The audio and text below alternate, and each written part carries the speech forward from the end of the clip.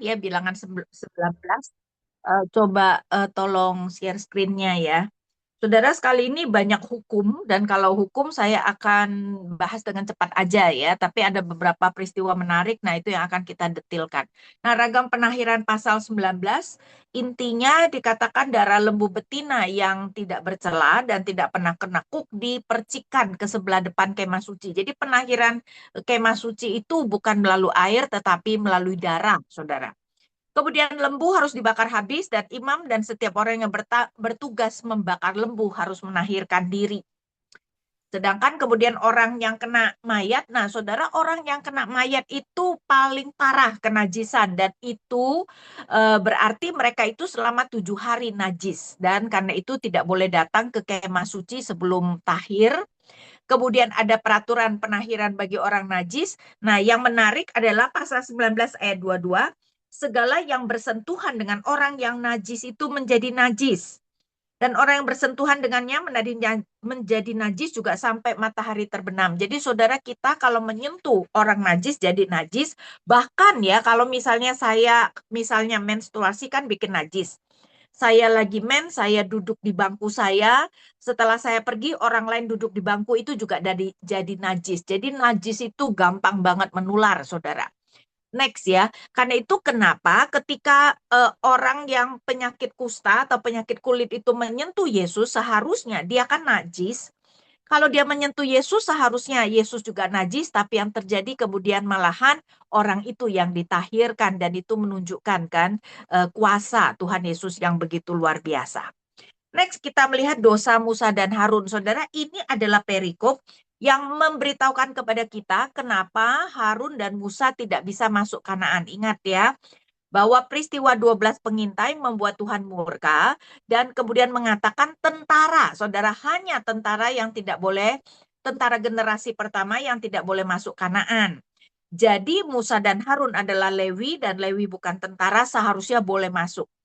Nah, ini adalah bagian yang menunjukkan kenapa Musa dan Harun tidak boleh masuk Kanaan. Ya, dimulai dengan pasal 20 ayat 1.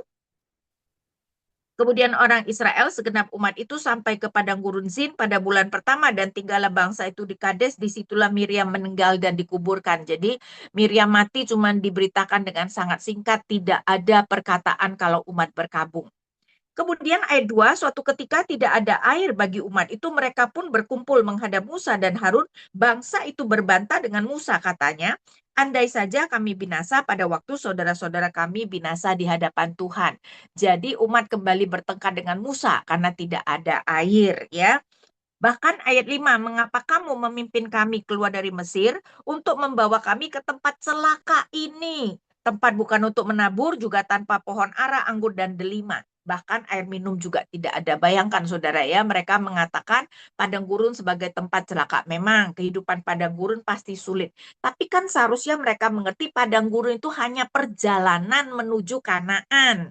Ya, ayat 6, kemudian Musa dan Harun meninggalkan umat itu pergi ke pintu kepenahan dan bersujud, tampalah kemuliaan Tuhan. Next, kita kemudian melihat ayat 7, Tuhan berfirman kepada Musa, ambillah tongkatmu itu, engkau dan Harun, saudaramu harus menyuruh umat berkumpul, katakanlah di depan mata mereka kepada bukit batu itu supaya memberi air. Demikianlah engkau mengeluarkan air dari bukit batu itu bagi mereka dan memberi minum umat itu serta ternaknya. Saudara lihat, ini perkataan Tuhan. Menyuruh umat berkumpul di depan mata umat, Musa harus mengatakan, bukan memukul, tapi mengatakan kepada bukit batu supaya memberi air, mata air akan keluar dan umat serta ternak dapat minum. Tapi next kita melihat apa yang dilakukan Musa. 9, lalu Musa mengambil tongkat itu dari hadapan Tuhan seperti yang diperintahkan kepadanya. Ketika Musa dan Harun telah mengumpulkan jemaah itu di depan bukit batu, lalu ia berkata kepada mereka, dengarlah hai orang-orang durhaka.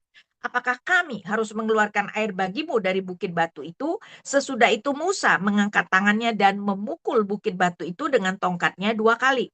Keluarlah air banyak sekali sehingga umat itu dan ternak mereka dapat minum. Saudara lihat apa yang dilakukan Musa. Musa marah dan menyebut umat sebagai orang durhaka. Tuhan tidak menyuruh mereka marah pada umat. Mengatakan, apakah kami harus mengeluarkan air bagimu dari bukit batu dan memukul bukit batu dengan tongkat 2 kali. Saudara bisa lihat gak perbedaannya? Dan karena itu tidak mengherankan 12, tetapi Tuhan berfirman kepada Musa dan Harun, karena kamu tidak percaya kepadaku dan tidak menghormati kekudusanku di depan mata orang Israel, sebab itu kamu tidak akan membawa jemaah ini masuk ke negeri yang akan kuberikan kepada mereka. Jadi saudara, next ya, Tuhan menuduh Musa dan Harun tidak percaya kepadanya. Agak berbeda dengan tuduhan Tuhan kepada generasi pertama, tidak pernah percaya. Kalau ini tidak percaya, ya, tidak pernah percaya menunjukkan selama ini mereka tidak percaya. Kalau Musa tidak percaya seperti kita, dalam iman kita kadang-kadang kita kemudian tidak percaya, ya. Jadi Tuhan menuduh Musa dan Harun tidak percaya kepadanya dan tidak menghormati kekudusannya. Untuk itu mereka tidak akan masuk ke tanah perjanjian. Next. Nah, saudara, sepertinya kesalahan Musa dan Harun adalah sebagai berikut. Marah kepada umat dan berbicara kasar, ya. Bahkan menyebut umat orang-orang durhaka, padahal Tuhan tidak menyuruh mereka berkata demikian. Menganggap diri mereka yang akan mengeluarkan air. Mereka berkata, apakah kami harus mengeluarkan air bagimu? Jadi ada melihat bahwa mereka mengambil kredit, menganggap diri mereka yang mengeluarkan air, dan memukul bukit batu 2 kali, padahal Allah menyuruh untuk berbicara. Nah, saya rasa di sini terlihat kenapa Allah menuduh mereka tidak percaya. Disuruh bicara, mereka memukul. Jadi kelihatannya Musa berpikir kalau dia cuma berbicara kepada bukit batu tidak akan mengeluarkan air, ya. Karena itu sepertinya ini adalah kesalahan Musa. Next, kemudian penolakan Edom. Nah, saudara, kalau kita tahu mereka itu berkeliling di sekitar padang gurun, itu adalah di sebelah selatan Kanaan, saudara, ya. Sebenarnya mereka itu bisa masuk melalui pintu gerbang selatan ke Kanaan, tapi Tuhan itu menyuruh mereka mutar untuk masuk dari gerbang timur menyeberangi Sungai Yordan. Untuk itu, Israel harus melewati Edom, Moab, dan Amon. Karena itu kenapa sekarang sudah waktunya mereka mulai berjalan dan mereka sampai ke tempat Edom. Jadi umat akan berangkat untuk menuju Kanaan. Dan Musa mengirim utusan kepada Raja Edom supaya mengizinkan mereka untuk melewati daerah Edom, ya, mengatakan bahwa kalau mereka makan dan sebagainya mereka akan membayarnya. Tetapi orang Edom tidak memperbolehkan, walau sudah dikatakan bahwa jika mereka minum air Edom mereka akan bayar. Masuk akal kali saudara, ya, melintasi tengah-tengahnya, kalau nanti tahu-tahu mereka menyerang orang Edom kan bisa gawat saudara. Jadi orang Edom kemudian keluar dan banyak tentara untuk menghadang orang Israel, terpaksalah Israel menyimpang dari wilayah Edom. Jadi mereka itu tidak bisa melintasi, harus mengitari batasan Edom, saudara, ya. Dan tentu saja itu membuat perjalanan menjadi lebih jauh. Next, kita kemudian melihat pada pasal ini tadinya diawali dengan kematian Miriam, diakhiri dengan kematian Harun. Jadi Tuhan berkata Harun akan meninggal karena Harun tidak boleh masuk Kanaan, ya. Jadi mereka 3 bersaudara tidak masuk semua, saudara, ya. Jadi kalau kita melihat ayat 22, setelah berangkat dari Kades, segenap umat Israel sampai ke Gunung Hor, lalu berkatalah Tuhan kepada Musa dan Harun dekat Gunung Hor di perbatasan tanah Edom, Harun akan dikumpulkan dengan leluhurnya. Jadi Musa, Harun, Eliezer naik ke Gunung Hor. Jadi kita bisa melihat bahwa ya tentu saja ketika Harun meninggal, Musa dan Eliezer yang kemudian menguburkannya. Ya, nah kemudian Musa menanggalkan pakaian Harun dan mengenakan pada Eliezer, itu adalah pakaian imam besar, menunjukkan bahwa sekarang yang menjadi imam besar adalah Eliezer karena imam besar itu sampai meninggal, saudara. Ya, next kemudian kita melihat bahwa Harun meninggal di puncak gunung, lalu Musa dan Eliezer turun gunung. Saudara, kalau kita nanti lihat di akhir kitab Ulangan, Musa meninggalnya itu dia juga pergi ke gunung-gunung yang lain, tapi sendirian, saudara. Kalau di sini setidak-tidaknya ada Musa dan Eliezer menguburkan Harun, karena itu Alkitab mencatat bahwa kelihatannya yang menguburkan Musa adalah Allah. Kenapa? Karena tidak boleh ada orang yang tahu di mana kuburan Musa. Kelihatannya jangan sampai kemudian orang Israel menyembah kuburan Musa sebagai berhala, ya. Nah, ketika Musa dan Eliezer turun gunung, ya umat tentu saja tahu bahwa Harun sudah meninggal. Seluruh kaum Israel menangisi Harun selama 30 hari, ayat 29 ya. Ketika segenap umat itu melihat bahwa Harun telah meninggal, seluruh kaum Israel menangisi Harun selama 30 hari. Saudara, pasal ini dibuka dengan kematian Miriam tanpa ada pergabungan dan diakhiri dengan kematian Harun. Dan ini membuat kita bisa melihat kontras yang sangat luar biasa mengenai catatan kematian Miriam dan catatan kematian Harun. Next, kemudian peristiwa ular tembaga ini juga adalah peristiwa yang terkenal, saudara ya. Kita lihat 21 dari ayat 4. Setelah berangkat dari Gunung Hor berjalan ke arah Laut Teberau untuk mengelilingi tanah Edom, bangsa itu tidak lagi dapat menahan hati di tengah jalan, lalu mereka berkata-kata melawan Allah dan Musa. Saudara perhatikan nggak? Umat berkata melawan Allah dan Musa. Perhatikan sekarang mereka berani melawan Allah, biasanya hanya melawan Musa, termasuk 20 ayat 3 yang tidak ada air. Bangsa itu berpantah dengan Musa, ya. Sekarang mereka bisa berani terang-terangan melawan Allah.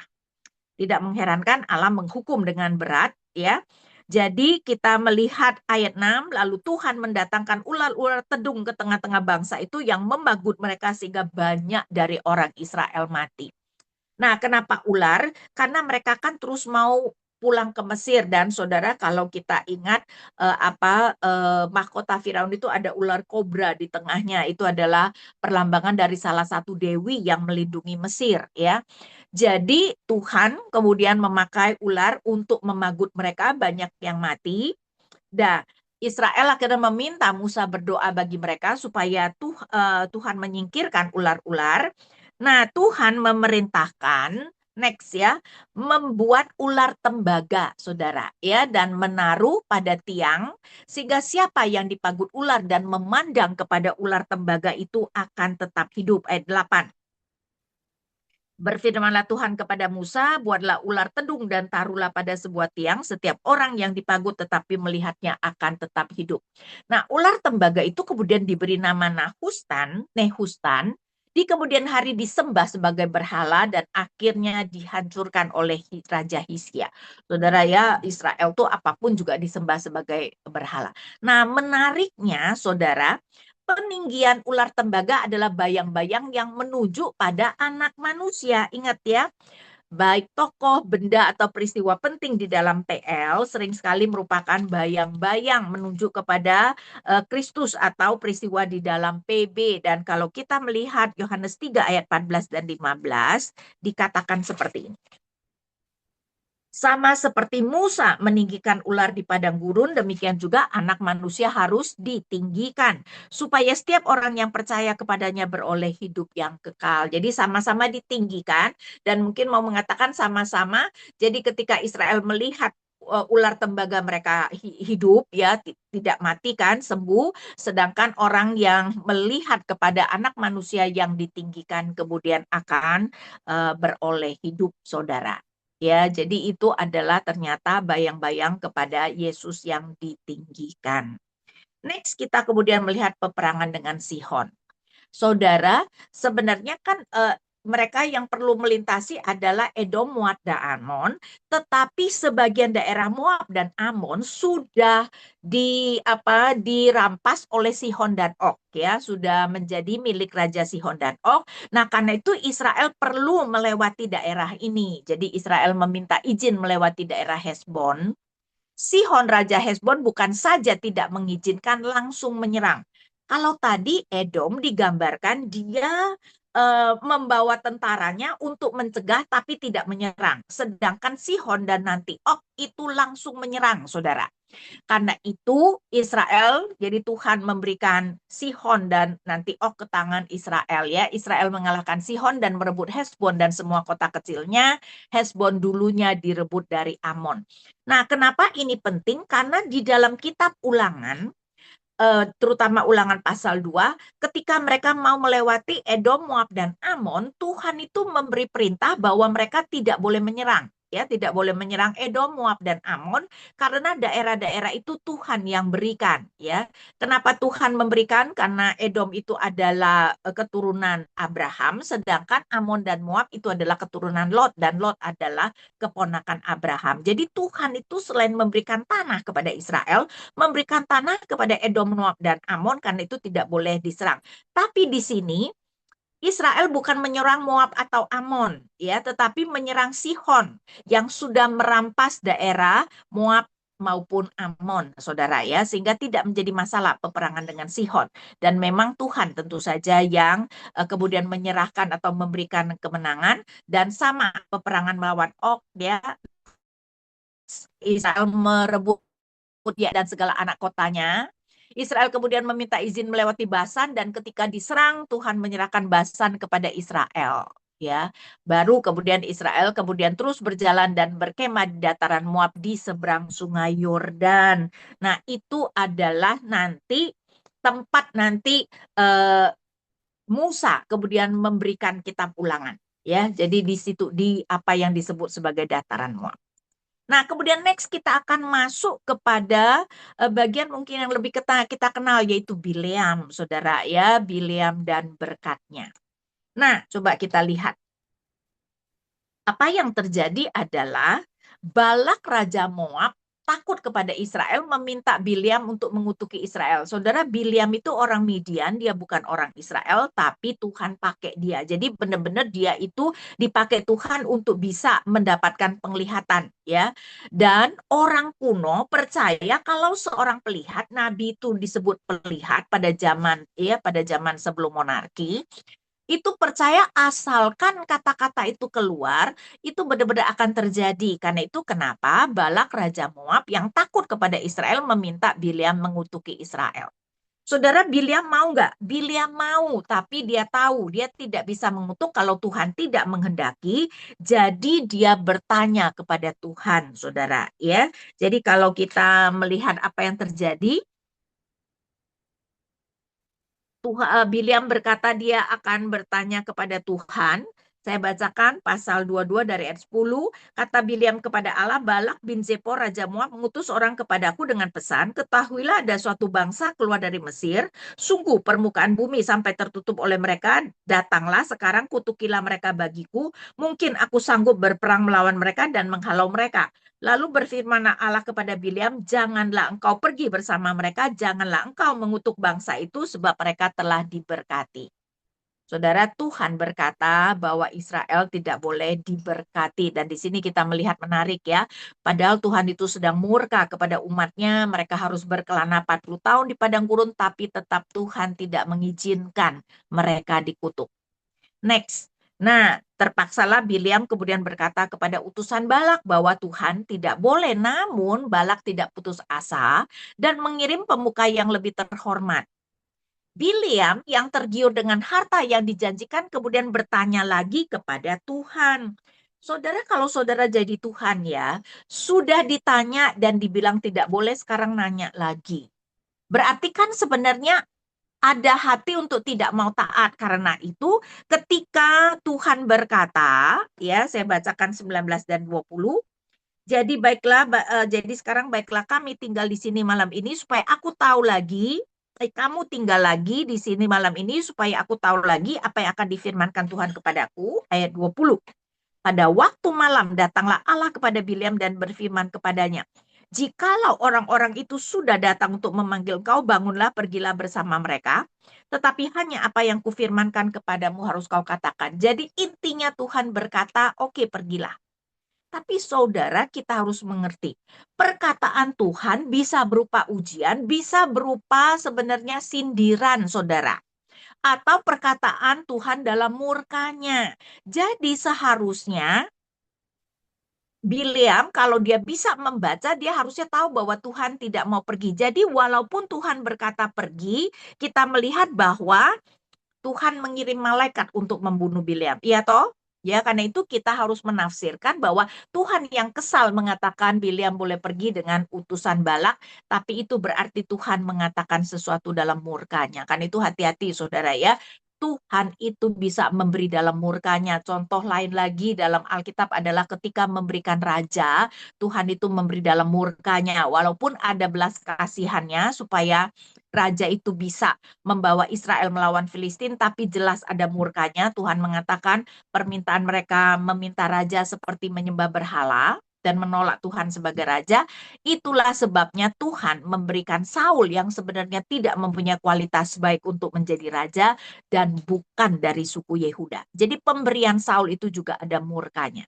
Karena itu kita harus hati-hati, Tuhan bisa memberi dalam murkanya, saudara. Dan betul ya, next kita melihat Tuhan mengirim malaikat untuk membunuh, walaupun mungkin lebih tepat mengancam Bileam, ya. Karena Tuhan kemudian memakai keledai Bileam untuk menyelamatkan. Karena itu Bileam dan keledainya. Jadi Tuhan yang murka mengirim malaikatnya dengan pedang untuk membunuh Bileam. 3 kali keledai Bileam melihat malaikat dan menolong Bileam. Dan saudara perhatikan betapa cerdiknya si keledai karena 3 kali si keledai memakai strategi yang berbeda. Jadi pertama kali si malaikat itu berdiri di jalan tetapi pinggirannya itu ladang. Jadi si keledai itu membelok ke ladang, saudara ya, supaya menjauhi malaikat. Kedua kali di jalan yang pinggirnya tembok-tembok. Karena itu si keledai kan tidak bisa ke ladang dong karena dikelilingi tembok. Dia memepetkan dirinya ke tembok sehingga kaki Bileam terserempet, Bileam marah. Ketiga kalinya di jalan yang sempit, karena itu si keledai berhenti. Saudara tidak mau berjalan dan Bileam juga marah dan memukul keledai. Dan saudara, baru setelah itu Tuhan membuka mata Bileam. Ya, jadi saudara next coba kita lihat. Setelah 3 kali si keledai melihat malaikat, sedangkan si Bileam tidak, baru sesudah itu Tuhan membuka mata Bileam dan Bileam melihat malaikat.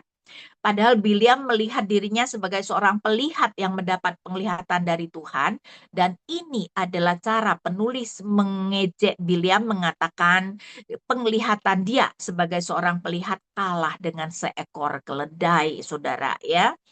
Nah, akhirnya Bileam diperintahkan pergi dengan utusan Balak, tapi hanya perkataan Tuhan yang boleh dia nyatakan. Karena itu, next kita secara cepat saja, ya Bileam memberkati Israel, jadi Balak membawa Bileam untuk mengutuki Israel, membangun 7 mezbah, saudara, seperti yang diminta Bileam. Nah, Balak memperlihatkan bagian paling ujung dari Israel. Kita lihat 22 ayat 41.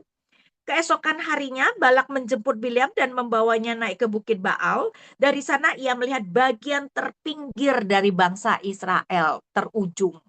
Nah, dipercaya bahwa supaya kutuk efektif perlu melihat objek kutukan, tapi supaya Bileam jangan overwhelm gitu ya, jangan jadi tidak berani melihat bangsa yang besar, cuman dilihat ujungnya ya, karena itu yang ditafsirkan. Perhatikan 3 kali angka 7, saudara ingat 7 itu adalah angka sempurna ya. 23 ayat 1, kemudian berkatalah Bileam kepada Balak, dirikanlah bagiku di sini 7 mezbah dan siapkanlah bagiku di sini 7 ekor lembu jantan dan 7 ekor domba jantan. Jadi 7 mezbah, saudara. Next kita melihat nubuat Bileam yang pertama. Tuhan yang menaruh perkataan ke dalam mulut Bileam. Bileam mengakui dia tidak dapat mengutuki yang tidak dikutuk Tuhan. Israel berbeda dengan bangsa-bangsa lain, saudara. Dan ayat 10, siapakah yang pernah menghitung debu Yakub dan siapakah yang pernah menjumlah kumpulan debu Israel. Kata debu mengingatkan janji Tuhan bahwa keturunannya akan banyak seperti debu, saudara. Ya, kan itu memakai debu Yakub. Dan Bileam menginginkan mendapatkan berkat seperti orang Israel. Karena itu ayat 10 ya. Siapakah yang pernah menghitung debu Yakub dan siapakah yang pernah menjumlah kumpulan debu Israel? Hendaklah aku mati seperti matinya orang jujur, hendaklah ajalku seperti ajal mereka. Nah, tentu saja next kita melihat bahwa Balak tidak senang dong reaksi Balak, dan percobaan yang kedua Balak marah. Tetapi Bileam beralasan dia hanya dapat mengatakan apa yang ditaruh Tuhan dalam mulutnya. Dan Bileam hanya diperlihatkan bagian yang paling ujung dari Israel. Ya, kembali diperlihatkan lagi supaya jangan gentar. Next. Percobaan kedua dilakukan juga dengan 7 mezbah. Dan sekarang pertama kali Balak bertanya apa yang difirmankan Tuhan, ya. Sehingga kalau kita melihat 23 ayat 17, ketika Bileam sampai kepadanya, Balak masih berdiri di samping kurban bakaran bersama para pemuka Moab. Kata Balak kepadanya, apakah yang difirmankan Tuhan? Jadi ia mulai mengerti kuasa Tuhan, ya, dan nama Tuhan yang dipakai di sini adalah Yahweh. Next, kita melihat nubuat kedua Bileam. Dengan mengganti tempat, Balak berharap Tuhan berubah pikiran, tapi Tuhan berkata, ia bukan manusia sehingga ia menyesal. Tuhan menyertai Israel dan karenanya tidak ada mantra yang melawan terhadap Yakub dan dikatakan Israel akan seperti singa. Ya, tentu saja mengingatkan kita Yakub Yehuda disebut sebagai the Lion of Judah, ya, singa dari Yehuda. Next, secara cepat saja kita melihat nubuat ketiga Bileam. Balak membawa Bileam ke puncak gunung Peor dan kembali mendirikan 7 mezbah. Bileam sekali ini tidak lagi mencari tanda, tetapi menghadapkan mukanya ke padang gurun melihat seluruh Israel. Sekali ini ingat, tadinya dia cuma hanya melihat ujung Israel, ya, tetapi sekarang dia melihat seluruh Israel. Dan next dikatakan bahwa roh Tuhan hingga pada Bileam dan pertama kali Bileam mengatakan dapat penglihatan. Berarti memang Allah tidak harus menaruh perkataannya pada Bileam, tapi Bileam dapat berkata sendiri karena ia diinspirasikan Allah, ya. Jadi ada kuasa Allah yang membuat dia kemudian berkata. Tapi sekali ini dikatakan roh Allah hingga pada Bileam, ya. Saya bacakan 24 ayat 2. Ketika Bileam melayangkan pandangnya dan melihat orang Israel berkemah menurut suku mereka, roh Allah menghinggapi dia. Next, pada akhirnya Bileam menekankan orang yang memberkati Israel akan diberkati dan yang mengutuk akan dikutuk. Tentu saja mengingatkan kita, ya, apa yang Tuhan katakan kepada Abram dalam Kejadian 12 ayat 3. Dengan demikian ini merupakan klimaks dari 3 nubuat Bileam. Pertama, Allah yang menekankan siapa yang dapat diberkati dan dikutuk. Kedua, berkat Allah tidak dapat dibatalkan. Ketiga, mereka yang memberkati atau mengutuk akan diberkati atau dikutuk, ya. Dan next kita melihat nubuat keempat Bileam.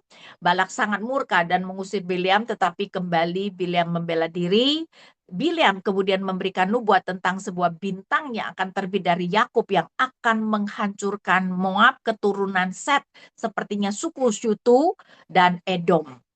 Ketika melihat Amalek dan Keni, Bileam kemudian menubuatkan kehancuran. Nah, kemudian kita masuk pasal yang sangat penting, saudara, itu adalah next, bilangan 25, penyembahan Baal Peor. Saudara, ini adalah peristiwa terakhir, ya, peristiwa terakhir dari tentara generasi pertama, ya, dan menyedihkan bahwa peristiwa terakhir tentara generasi pertama berbicara tentang penyembahan Baal. Next, konteksnya adalah, saudara, kita harus mengerti bahwa penulis ketika menempatkan kisah-kisah biasanya ada tema yang hendak ditekankan. Nah, karena itu kita harus bertanya mengapa kisah ini diletakkan setelah kisah Bileam. Ternyata, saudara, Bileam itu kan sebenarnya mau dong mendapatkan banyak harta, mau mengutuk Israel, tetapi dia tidak bisa. Jadi kelihatannya sesudah itu dia memberitahukan strategi kepada Balak Raja Moab bagaimana supaya Allah sendiri yang menghancurkan Israel. Bileam itu mempunyai doktrin yang luar biasa, mengetahui bahwa Israel tidak bisa dihancurkan kecuali oleh Allahnya sendiri. Karena Allah Maha Kuasa. Karena itu dia memberikan strategi bagaimana supaya Israel bisa dihancurkan. Dan memang bilangan 31 ayat 16 menekankan seperti ini. Ya, bilangan 31 ayat 16. Bukankah perempuan-perempuan ini atas nasihat Bileam menjadi penyebab orang Israel berlaku tidak setia terhadap Tuhan dalam peristiwa Peor sehingga tulah menimpa umat Tuhan. Jadi saudara, next, karena itu kita melihat apa yang terjadi, penyembahan Baal Peor. Ayat 25 ayat 1. Sementara Israel tinggal di Sitim, mulailah bangsa itu berzina dengan perempuan-perempuan Moab. ya. Mereka mengajak bangsa itu mengikuti persembahan kurban bagi ilah mereka dan bangsa itu pun turut makan serta menyembah ilah mereka. Saudara lihat nggak? Perempuan Moab mengajak Israel. Balak yang meminta Bileam mengutuki Israel adalah Raja Moab. Kenapa perlu pakai perempuan? Karena khusus penyembahan Allah kesuburan, para penyembah dan di dalam dunia kuno hanya laki-laki yang perlu datang menyembah, Israel juga hanya laki-laki dewasa, maka di dalam penyembahan disediakanlah perempuan-perempuan yang disebut pelacur-pelacur bakti, yang dimana mereka itu langsung berhubungan ketika melakukan penyembahan. Kenapa? Baal itu adalah Allah kesuburan dan dimengerti saudara hujan turun itu kalau Baal mengeluarkan sperma. Yaitu kalau Baal melakukan hubungan dengan partnernya dan mengeluarkan sperma. Nah, supaya si Baal mau terus melakukan hubungan, maka para pemujanya melakukan hubungan di depan Baal. Itu yang mungkin kita kalau dengan istilah sekarang live pornografi gitu loh. Jadi supaya Baal mau melakukan dan kemudian ketika dia mengeluarkan sperma hujan turun. Nah, pelacur-pelacur bakti yang dipakai ini adalah perempuan Moab. Ya, jadi sepertinya Bileam mengerti bahwa cara untuk menghancurkan Israel adalah dengan membuat Tuhan murka. Dan betul Tuhan murka sekali dan menghukum next ya dengan berat. Jadi kalau kita melihat ayat 3 ketika Israel berpaut pada Baal Peor, menyalalah murka Tuhan terhadap Israel. Lalu Tuhan berfirman kepada Musa, tangkaplah semua pemimpin bangsa itu dan gantunglah mereka di hadapan Tuhan di tempat terbuka, supaya murka Tuhan yang bernyala-nyala itu surut dari Israel. Berkatalah Musa kepada hakim-hakim Israel, haruslah kamu masing-masing membunuh orang-orang yang telah berpaut dengan Baal Peor. Jadi saudara menyuruh orang membunuh mereka next. Nah, apa yang terjadi dari ayat 6? Saat itu salah seorang Israel datang membawa seorang perempuan Midian kepada sanak saudaranya di depan mata Musa. Dan jadi tadinya dia pergi, dia tidak tahu kalau Tuhan sedang murka. Ayat 7 melihat hal itu, Pinehas anak Eliezer anak Imam Harun bangkit dari tengah-tengah umat itu dan mengambil sebatang tombak di tangannya. Ia mengejar orang Israel itu sampai ke ruang tengah dan menikam mereka berdua, orang Israel dan perempuan itu pada perutnya. Lalu tulah itu pun berhenti menimpa orang Israel, orang yang mati karena tulah itu berjumlah 24.000 orang. Saudara, Pinehas menombak sekali tombak 2 orang, berarti mereka lagi melakukan hubungan. Nah, tulah itu berhenti dan yang mati itu 24.000 orang. Saudara, kalau kita bandingkan peristiwa Lembu Emas yang mati cuma 3.000. Tapi ingat, di dalam peristiwa Lembu Emas, sebenarnya Tuhan belum selesai murkanya. Karena itu di dalam Keluaran 32 ayat 34, Tuhan kemudian berkata seperti ini. Pergilah sekarang dan pimpinlah bangsa itu ke tempat yang telah kuberitahukan kepadamu. Malaikatku akan berjalan di depanmu. Tetapi pada hari pembalasanku, dosa mereka akan kubalaskan kepada mereka. Para ahli melihat pembalasan itu sekalian pada saat ini. Karena itu kenapa yang mati 8 kali lipat. Saudara, 24.000 orang. Ya. Nah, next kita kemudian melihat. Tetapi Tuhan senang dengan Pinehas yang menombak 2 orang itu. Ayat 10, Tuhan berfirman kepada Musa, Pinehas anak Eliezer, anak Imam Harun telah menyurutkan murkaku dari orang Israel karena semangatnya yang membara demi kehormatanku di tengah-tengah mereka sehingga orang Israel tidak kuhancurkan dalam kecemburuanku. Nah, harafiahnya Tuhan senang karena Pinehas cemburu dengan cemburu Tuhan dan menghentikan tulah dan mengadakan perjanjian keimaman ya. Ayat 12, sebab itu katakanlah sesungguhnya aku memberikan kepadanya perjanjian damai sejahtera yang menjadi perjanjian imamat bagi dia dan keturunannya. Saudara, mungkin kita kemudian bingung, bukankah Pinehas sudah merupakan imam, kenapa harus secara khusus memberikan perjanjian imam?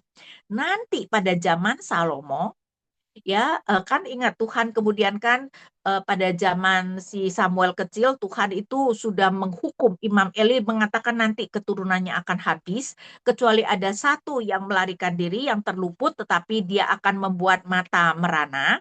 Nah, pada zaman Salomo, Abiatar yang menjadi keturunan Imam Eli yang menjadi imam besar yang satu-satunya yang lolos karena yang lainnya dibantai oleh Saul, itu kemudian mendukung Adonia sehingga pada zaman Salomo dia diturunkan dari kedudukan imam dan sejak itu hanya keturunan Zadok yang menjadi imam. sedangkan Zadok adalah keturunan Pinehas. Jadi kenapa Tuhan mengadakan perjanjian keimaman nanti satu-satunya atau mereka yang menjadi imam adalah keturunan Zadok. Saudara, pada zaman Tuhan Yesus Saduki itu adalah keturunan Zadok, karena itu Saduki itu adalah para imam sebenarnya, saudara. Ya, next kita kemudian melihat perintah menewaskan orang Midian karena Bileam, dan Bileam adalah orang Midian, dan tentu saja Tuhan tahu itu gara-gara Bileam yang memberikan strategi, ya. Jadi kemudian orang Israel yang ditobaki oleh Pinehas adalah Zimri bin Salu, pemimpin salah satu kaum keluarga orang Simeon. Perempuan itu adalah seorang Midian kayaknya. Jadi Bileam juga memakai orang Midian bernama Kosbi bin Zur. Zur adalah kepala kaum keluarga dari suku di Midian, dan Bileam adalah orang Midian. Ya, karena itu kenapa Tuhan kemudian memberi perintah juga untuk menewaskan orang Midian. Ya, saudara. Jadi di sini dari ayat 16, kemudian berfirman Tuhan kepada Musa, seranglah orang-orang Midian itu dan tewaskanlah mereka. Sebab mereka menyerang kamu dengan tipu daya yang mereka rancang terhadap kamu dalam peristiwa Peor dan Kosbi, saudara mereka, anak perempuan seorang pemimpin Midian. Perempuan itu mati terbunuh pada waktu turunnya tulah karena Peor itu. Nah, Israel nanti menyerang orang Midian itu di dalam bilangan 31, termasuk mereka membunuh Bileam, saudara. Ya, jadi karena peristiwa itu, jadi Tuhan menyuruh. Nah, next kita melihat persamaan peristiwa lembu emas dan Baal Peor, karena ingat tadi ada hubungannya, ya. Tuhan mengatakan dia belum selesai menghukum, sama-sama menyembah berhala, walaupun memang lembu emas itu sebenarnya adalah patung Allah Israel, tapi tentu saja juga dianggap menyembah berhala. Menyurutkan murka Tuhan dengan membunuh yang bersalah. Ingat, ya, di dalam penyembahan lembu emas, Lewi-Lewi membunuh 3.000 orang. Jadi menyurutkan murka Tuhan dengan membunuh yang bersalah. Ada Pinehas atau Lewi yang membela Tuhan, dan Tuhan mengadakan perjanjian dengan Pinehas atau Lewi untuk pelayanan. Karena saudara, sejak peristiwa lembu emaslah Lewi kemudian menggantikan anak sulung melayani Tuhan. Jadi peristiwa lembu emas itu tanda kutip seakan-akan Tuhan mengadakan perjanjian dengan Lewi walaupun tidak ada perkataan tersebut, tapi memang Lewi yang kemudian menggantikan anak sulung melayani sejak lembu emas, saudara. Next kita melihat pelajaran. Hati-hati untuk tidak berbantah atau tidak percaya atau tidak menghormati kekudusan Tuhan, saudara. Ya, Tuhan menuduh Musa dan Harun tidak percaya kepadanya dan tidak menghormati kekudusannya. Dan sebenarnya hidup kudus artinya kita seharusnya juga menaati perintah Tuhan. Saudara, pemimpin yang sangat baik juga dapat melakukan kesalahan yang besar dan dihukum seperti Musa dan Harun. Nah, kemudian tokoh, benda, dan peristiwa penting dalam PL umumnya merupakan bayang-bayang terhadap Mesias, termasuk tadi, ya, tongkat ular tembaga. Nah, next. Tapi ternyata, saudara, dalam peristiwa Bileam yang tidak dapat mengutuki Israel, kita bisa melihat bahkan ketika murka kepada umatnya, Tuhan tetap melindungi umatnya dari kutukan musuh. Tidakkah ini mengharukan, saudara, ya? Itu mungkin kalau dalam kehidupan kita sama seperti orang tua, bagaimanapun marahnya kepada anaknya, tidak boleh kemudian orang lain yang memarahi ataupun menghukum anaknya, gitu, ya. Kemudian Tuhan berkenan kepada orang yang marah demi Tuhan. Tuhan senang sekali dengan apa yang dilakukan Pinehas. Ada yang namanya kemarahan yang benar, saudara. Ketika kita marah, apa yang membuat Tuhan marah itu adalah kemarahan yang kudus, ya. Dan itu yang terjadi pada Pinehas. Nah, ketika para pemimpin berbuat dosa, akibatnya mengerikan, saudara, ya. Jadi di sini tentu saja terutama yang melakukan Baal Peor itu adalah para pemimpin, ya. Jadi saudara, dan karena itu Tuhan sangat murka. Kan itu kan ayat 4 tadi. Lalu Tuhan berfirman kepada Musa, tangkaplah semua pemimpin bangsa itu dan gantunglah mereka di hadapan Tuhan. Oke, nah saya berikan sekarang kesempatan untuk bertanya.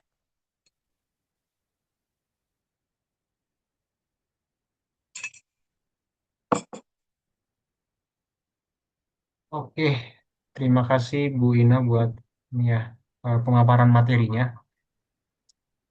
Tadi menarik ya diawali dari bilangan 19 yang mengenai pemberontakan, bukan, kesalahan dari Musa gitu. Dan akibat Ya, kesalahannya itu, bilangan 20. Kesalahan oh Musa, ya, bilangan bilangan 20 20 ya. ya, bilangan 20 ya. Eh, aki- aku mikirnya tadi, padahal kan Musa em, hanya melakukan satu kesalahan ya. Maksudnya kayak Hmm. dibandingkan orang Israel yang udah berulang kali mengeluh, tapi karena Musa tidak percaya dan bahkan menonjolkan dirinya tadi gitu ya. Tapi itu Hmm. akibatnya langsung fatal ya, Bu. Dan benar sih, ternyata sebagai pemimpin punya tanggung jawab yang besar gitu ya, Bu. Dan juga kan prinsip Tuhan, semakin besar anugerah, semakin Tuhan akan menuntut tanggung jawab yang lebih besar kepada orang yang karib kepadaku, kunyatakan kekudusanku. Musa itu begitu dekat dengan Tuhan. Karena itu kenapa kesalahan itu ya dianggap sebagai sesuatu yang sangat besar. Hmm. Ya, Bu. Ini ada pertanyaan dari Kak Friska. Bu, mengapa kita mencatat berbeda mengenai kematian Miriam dan Harun? Apa pesan yang ingin disampaikan? Karena kalau menurut saya Miriam itu kan, karena itu dari situ mungkin kita bisa menduga bahwa Miriam sampai akhirnya itu tidak bertobat, bahwa dia tetap merasa kesal karena Musa dipakai lebih. Jadi kelihatannya itu adalah cara penulis mau menekankan kenapa eh, catatan tentang Miriam mati begitu cepat dan tidak dikatakan berkabung. Bahkan ingat nggak saya berkata bahwa di dalam kitab Ulangan Miriam kemudian dijadikan contoh orang yang dihukum Tuhan. Hmm.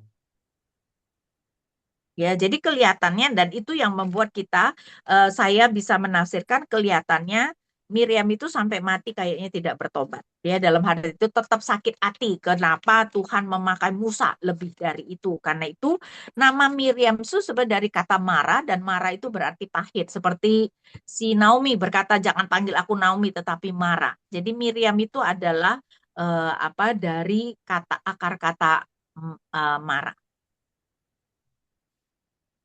Tapi kalau kenapa dicatat berbeda sama kematian Harun, mungkin karena spesifik tadi ya, Bu. Kalau Miriam, Mau eh, menunjukkan Miriam itu mati sebagai tetap mungkin dalam keberdosaannya ya, walaupun tentu hmm, saja itu tidak menunjukkan bahwa dia tidak selamat. Karena itu hmm, kenapa jadi tidak diratapi seperti seperti Musa dan Harun. hmm, oh, sip. Lanjut lagi Bu, ini dari Bang Harlinton. Bu Ina, boleh ditafsirkan secara kontekstual kalau Tuhan memberi Indonesia dipimpin dengan pemimpin saat ini dalam kemarahannya kepada gerejanya. Nah, kita nggak tahu karena tidak ada wahyu wahyu khusus ya. Tapi bisa saja. Jadi kita ya nggak tahu deh. Walaupun Tuhan pasti banyak alasannya. Seperti Tuhan memberikan Saul di dalam murkanya, tetapi juga ada belas kasihannya. Jadi apakah ada Tuhan itu sebagai dalam tanda kutip kemarahan Tuhan atau hukuman Tuhan kepada gereja yang tidak melakukan tugasnya bisa saja. Masalahnya kita itu tidak punya wahyu khusus mengenai itu. Jadi kita cuma bisa menduga-duga ya. Hmm. Oh ya, oke Bu. Em, Jelas ya, Bang Harlinton. Lanjut Bu, ini dari Kak Vivi. Mengapa Musa sampai melakukan kesalahan fatal tersebut? Apakah karena kelelahan menghadapi Israel yang tegar tengkuk? Bisa saja ya, bisa saja Hmm. kita sudah lihat bagaimana gilanya tuh umat Israel kan mau Hmm. merajam mereka dan sebagainya dan kita sudah melihat pemberontakan di minggu lalu kan. Ya saya pikir kalau kita jadi Musa juga kagak tahan kali ya. Jadi ya saya pikir ya sudah dalam hal ini dia emosi, hilang kesabarannya kelihatannya. Cuman kan Alkitab tidak mengatakan. Hmm. Ini lanjut Bu, masih mengenai Musa ya. Jadi dari Bang Reja, iblis mencoba mencuri mayat Musa. Artinya iblis tahu di mana Musa dikuburkan ya Bu. Mengapa Hmm. Allah tidak mengangkat Musa tanpa mengalami kematian seperti Henokh dan Elia? Ya kalau begitu-begitu ya kita kagak ngerti deh ya kenapa Allah berbuat begitu. Ulangan 29 ayat 29 apa yang tidak disingkapkan itu ya itu bukan untuk kita mengetahui ya kita ya nggak tahu deh. Saya juga nggak tahu kenapa Elia yang dipilih ya, jadi bukan Musa. Tapi ya, Hmm, memang aneh tuh bahwa Elia dipilih. Kalau Henok oke lah ya, dikatakan bergaul dengan Allah. Jadi selain Henok, memang satu-satunya tidak mati diangkat Allah adalah Elia. hmm, hmm. Oke. Ini Bu, udah ada lagi pertanyaan lanjutan ya dari Kak Geraldine. Terkait semua martabat dan kekudusan Allah yang dilanggar oleh Israel pada zaman dahulu. Apakah ada dosa-dosa tertentu di zaman sekarang yang bisa membuat Allah semurka itu lagi ya, Bu? Apalagi sekarang udah ada penebusan Yesus Kristus. Oh tentu saja dong, bahkan seharusnya kan ingat, semakin besar anugerah, semakin berat tuntutan Tuhan, Hmm, semakin besar murka Tuhan kalau kita berbuat salah. Jadi jelas bisa. Dan coba kita tunjukkan Ibrani ya, Ibrani 10. Jadi orang Kristen sering sekali mempunyai prinsip yang salah seakan-akan karena Yesus sudah datang, Allah tidak akan murka kepada kita seperti dulu. Tidak benar, saudara ya. Murka hmm, Allah akan lebih dahsyat. Kan itu coba kita lihat Ibrani 10 dari ayat 26 sampai 29. Sebab jika kita sengaja berbuat dosa, sesudah memperoleh pengetahuan tentang kebenaran, maka tidak ada lagi kurban untuk menghapus dosa itu. Sebaliknya yang ada ialah penantian akan penghakiman yang mengerikan dan kobaran api yang dahsyat yang akan menghanguskan para pembangkang. Ya, jadi ingat, dosa dengan sengaja berarti dosa dengan menantang Tuhan. Perhatikan ayat 28. Jika ada orang yang menolak hukum Musa, ia dihukum mati tanpa belas kasihan atas keterangan dua atau tiga orang saksi, itu orang PL. 29, bayangkan betapa lebih beratnya hukuman yang harus dijatuhkan atas orang yang menginjak-injak anak kala dan menganggap najis darah perjanjian yang menguduskannya dan menghina roh anugerah. Ayat 29 itu tentang orang PB. Artinya, hmm, kita kalau melakukan kesalahan yang sama akan dihukum dengan lebih berat daripada orang PL. Dan kata siapa Tuhan tidak menghukum gereja? Saudara, kalau kita baca soal abad pertengahan, ya gereja itu mengerikan sekali, saudara, para pemimpin gereja, ya. Waktu itu kan belum reformasi, gereja terutama di barat adalah gereja Katolik, saudara, betapa jahatnya mereka. Bahkan pada saat itulah yang ada namanya surat pengakuan indulgences, yaitu kamu boleh beli surat pengampunan dosa, ya toh? Ya, dan akhirnya orang-orang kaya ya dengan berani berbuat dosa, berpikir asal mereka punya duit beli surat itu dan sebagainya. Gereja korupnya luar biasa. Jadi saudara jangan mengatakan loh kalau Allah tidak pernah menghukum. Gereja itu mengalami masa-masa kegelapan di dalam abad-abad itu. hmm. Tadi ya, Berarti Ibrani memang, 10 ayat 26 sampai 29 ya. hmm. Ya berarti memang anugerah itu pun kita pun harus punya ini ya, Bu, maksudnya tanggung jawab gitu ya, bukan murahan gitu ya. Betul, betul. Karena itu saya menekankan, betul anugerah itu diberikan Allah secara cuma-cuma, tapi untuk setiap anugerah ada tuntutan tanggung jawab. Berarti semakin besar anugerah, semakin besar tuntutan tanggung jawab. Dan kita akan dihakimi dengan ukuran yang lebih berat. Jadi jangan berpikir kita semua akan dihakimi dengan ukuran yang sama. Tidak. Ya, kita semua akan dihakimi dengan ukuran yang berbeda-beda. Semakin besar anugerah Allah, semakin nanti besar tuntutan tanggung jawab. Tentu saja kita yang sungguh-sungguh beriman di dalam Kristus, kita tidak akan dihukum, tapi apa yang kita lakukan itu nanti akan di apa?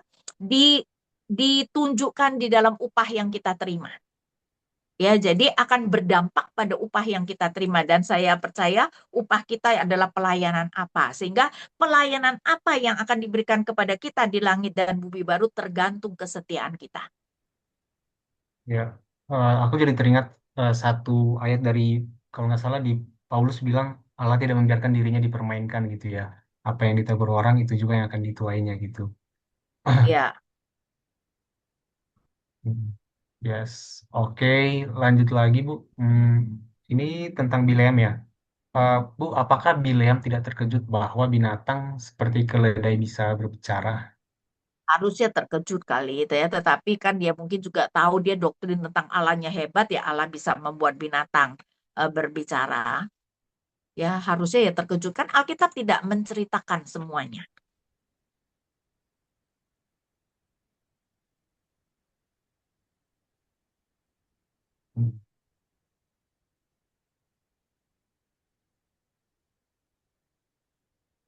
Upah itu maksudnya pelayanan yang akan diberikan kepada kita di langit baru, bumi baru. Ingat nggak perumpamaan talenta? Tuhan Yesus berkata kepada yang menghasilkan 5 dan 2 talenta, masuklah ke dalam kerajaanku atau apalah ya. Kamu telah setia dalam perkara kecil, aku akan memberikan perkara yang lebih besar. Jadi saudara, perkara apa yang akan kita dapatkan di surga, yaitu pelayanan apa, tergantung kesetiaan kita di dalam pelayanan kita di bumi ini. Ya, jadi tergantung kesetiaan kita dalam hidup kita ini.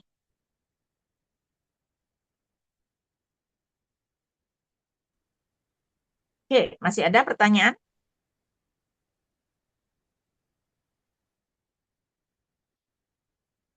Em, Kalau pertanyaan Waduh, atau banget bu ya. Udah nak. Sesi kedua. oh ya, Hmm? masuk sesi kedua aja Bu berarti ya. Nah, oke, jadi sekalian nanti semuanya ya, mau Oh nanya ya Bu. bagian pertama juga oke ya. Oke, Oke. sekarang kita akan masuk bilangan 26 sampai 36. Saudara, kan tadi saya mengatakan bahwa bilangan 25 itu adalah peristiwa terakhir mengenai tentara generasi pertama. Karena itu kenapa bilangan 26 kembali ada sensus. Karena sekarang berarti ini adalah sensus tentara generasi kedua. Ya, next. Nah, jadi karena tentara generasi pertama sudah mati semua, maka sekarang sensus tentara generasi kedua dilakukan dan ternyata total tidak banyak beda, Saudara. Generasi pertama adalah 601.730, sedangkan ini adalah generasi kedua adalah 601.730, sedangkan generasi pertama 603.550. Jadi beda kira-kira 1.800 orang, berkurang sedikit. Nah, kebanyakan kalau kita teliti, kebanyakan itu naik ya, walaupun ada sedikit yang turun, tapi yang paling merosot tajam itu Simeon, Saudara. Simeon merosot tajam. Dari 59.300 generasi pertama menjadi 22.200. Sedangkan Manase naik banyak ya, 32.200 menjadi 52.700. Nah, terutama tahu nggak kenapa Simeon bisa merosot tajam. Ingat nggak tadi orang yang ditombak Pinehas itu adalah kepala Puak ya, salah satu kaum keluarga orang Simeon. Saya bacakan 25 ayat 14. Orang Israel yang mati terbunuh bersama perempuan Midian itu bernama Zimri bin Salu, pemimpin salah satu kaum keluarga orang Simeon kelihatannya, mungkin membawa banyak orang Simeon menyembah Baal Peor. Jadi kemungkinan di Simeon yang mati itu juga banyak generasi kedua gitu kelihatannya, itu yang dikatakan para ahli karena kalau tidak ini luar biasa saudara, tentara Simeon itu menjadi kurang dari 40% daripada generasi yang pertama. Next, kita kemudian melihat mengenai jumlah suku-suku Lewi. Nah, Lewi dilakukan sensus secara terpisah karena apa? Belum. Oh, sorry, sorry. Oh betul betul, metode pembagian tanah dulu ya, sorry. Metode pembagian tanah. Jadi nanti ya ketika mereka masuk nanti kan tanah akan dibagi. Saudara Lewi tidak akan mendapat tanah, tetapi tanah tetap dibagi 12 suku. Karena apa? Karena Yusuf mendapat 2 porsi tanah. Karena itu tidak ada tanah Yusuf, yang ada adalah Efraim dan Manase ya. Jadi metode pembagian tanah akan berdasarkan jumlah umat, dalam arti yang besar nanti kemudian tanahnya diperluas, dilakukan dengan undi. Undi itu untuk menentukan tempat.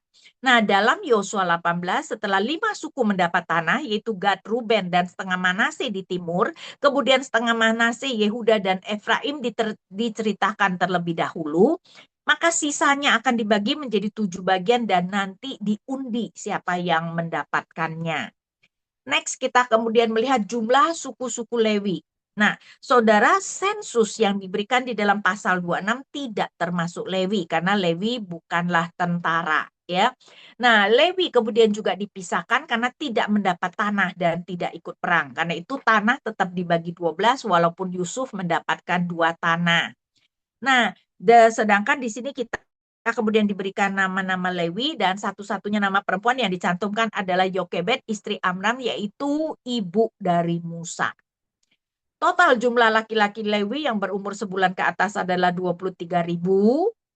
Dan kemudian ditekankan betapa dari tentara generasi pertama tidak ada yang masih hidup kecuali Yosua dan Kaleb.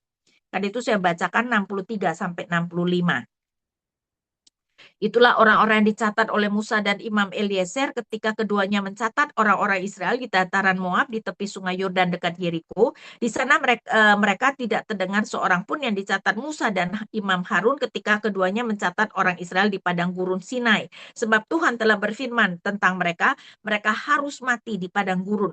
Tak seorang pun dari mereka tetap hidup selain Kaleb bin Yefune dan Yosua bin Nun. Jadi yang tentara generasi pertama, saudara, semuanya sudah mati kecuali Kaleb dan Yosua. Ya.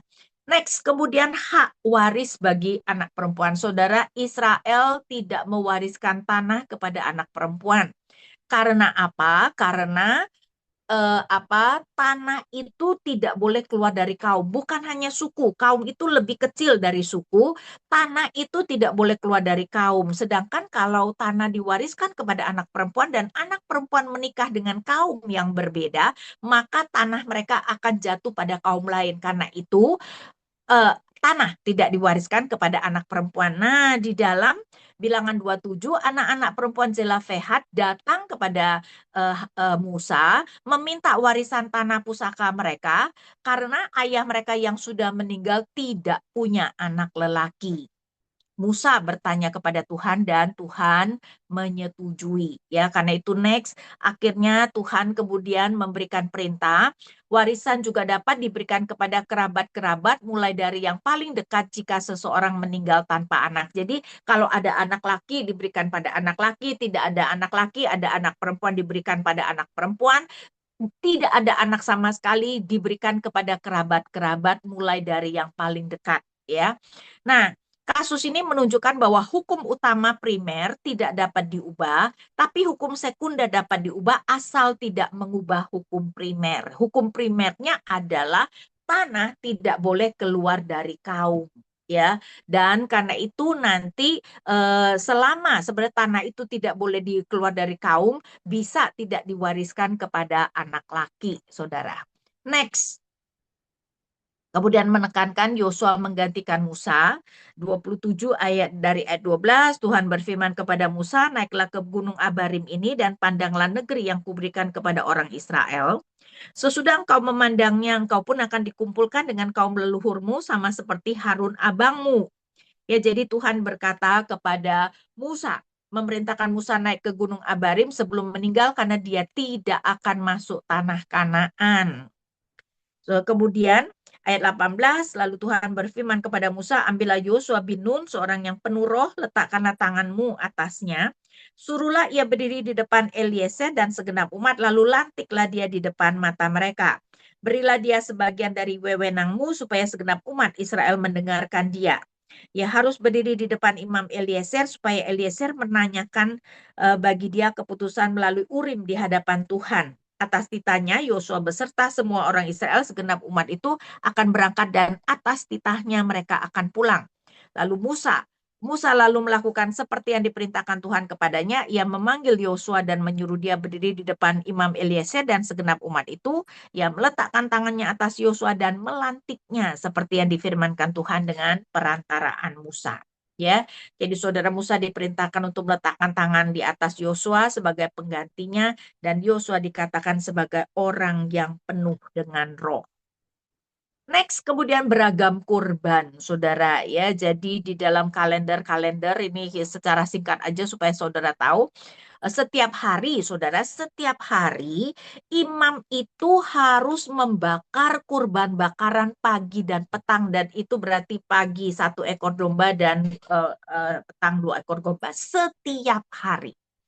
Pada hari Sabat, maka kurban bakaran yang diberikan itu double, jadi 2 pada waktu pagi dan 2 pada waktu petang. Nah, pada bulan baru berarti setiap tanggal 1 ya menurut kalender Yahudi harus ada dipersembahkan 7 ekor domba, 1 domba jantan, 2 lembu dan 1 kurban sajian. Setiap hari roti tidak beragi, hari roti tidak beragi itu adalah 1 minggu perayaan setelah hari Paskah, saudara ya. Jadi Paskah, kemudian berikutnya itu adalah hari roti tidak beragi. Setiap hari berarti selama 7 hari, yaitu ada 7 ekor domba, 1 domba jantan. 7 minggu juga perayaan 7 minggu, itu juga 8 hari, saudara ya. Jadi itu yang diberikan bulan 7 tanggal 1, rupanya bulan 7 tanggal 1 itu penting, saudara, yaitu kemudian ada 7 domba dan sebagainya. Dan kemudian Yom Kippur, saudara. Next, Yom Kippur itu adalah hari raya pendamaian, ya. Jadi 7 domba, 1 domba jantan, dan Sukot itu adalah pondok daun. Nah, Sukot itu berbeda-beda dari hari ke hari karena itu sampai diberikan seperti ini. Jadi 8 hari perayaan, hari pertama 14 domba, saudara, 2 domba jantan, 13 lembu, entah kenapa pokoknya ada yang berbeda-beda. Tapi saudara bisa lihat nggak betapa banyaknya persembahan kurban loh ya di dalam perayaan-perayaan yang diberikan tersebut. Itu cuman supaya kita tahu lagi saja ya. Next kita melihat nasar perempuan. Saudara, bagian ini mungkin diletakkan di sini karena nasar disebutkan di dalam 29 ayat 3 ya, 29 ayat 3 dikatakan bahwa dan kurban sajiannya berupa tepung terbaik yang diolah dengan itu 29 ayat 3. Mungkin ya, sorry. 29,